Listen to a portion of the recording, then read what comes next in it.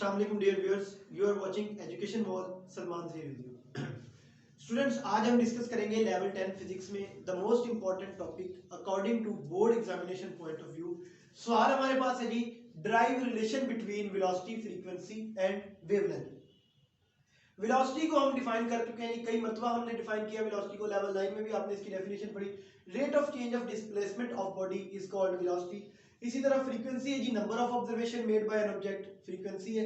Wavelength की definition हम छोड़ रहे हैं जी, जब हम टॉपिक पढ़ेंगे हमारा वेव्स वाला, वेव्स की टॉपिक में हम वेवलेंथ को डिफाइन कर लेंगे। वैसे वेवलेंथ को अगर हम डिफाइन करना चाहें, वो होता है जी distance between two consecutive crest और ट्रफ ऑफ अ वेव, ये वेवलेंथ है जी। अब हमारे पास जो टॉपिक हमने क्लियर करना है जी, वेलोसिटी, फ्रीक्वेंसी और वेवलेंथ के दरमियान हमने रिलेशन ड्राइव करना है।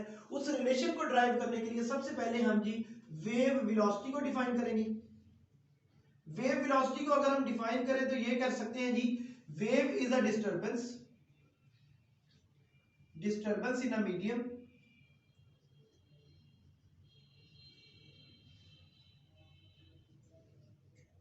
which travels from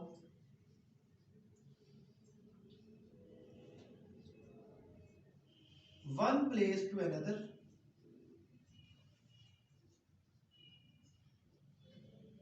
and has specific velocity of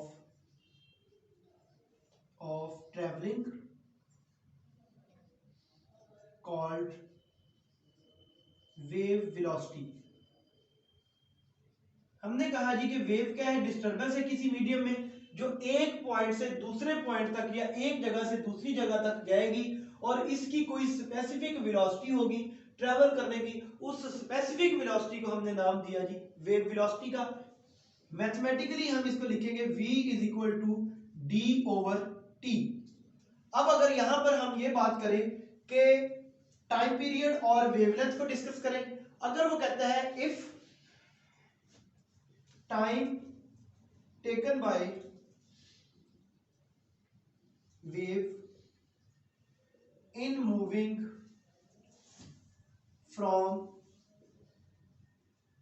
one place to another, कहते हैं जी कि अगर time taken by wave in moving from one point to another, one place to another place is equal to time period. Time period को हम show करेंगे G capital T से। कहते हैं if time taken by wave in moving from one place to another is equal to time period T, then distance will be equal to wavelength. Then distance will be equal to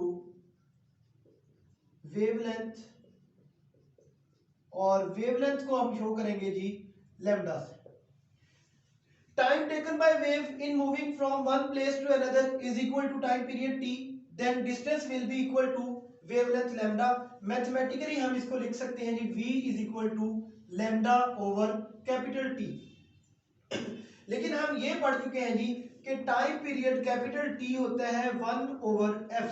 अब हम इस equation में जहां पर हमने v is equal to lambda over T mention किया हुआ है, हम यहां पर t की जगह 1 ओवर f रिप्लेस करेंगे तो हमारे पास आ जाएगा v is equal to lambda over 1 over f।